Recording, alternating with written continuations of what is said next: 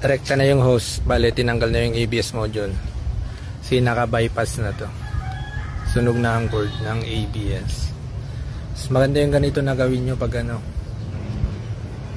naka-bypass na yung ABS nyo. Rekta nyo na lang yung hose para mas malakas yung, mas maganda yung braking system nyo. Dito na natin kailangan ng diagnostic tool para delete yung check engine.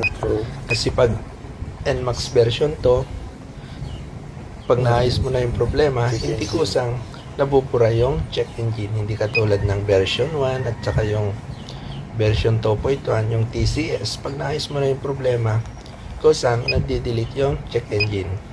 Kaya dito natin kailangan tong diagnostic tool dito sa version 2 para delete yung check engine.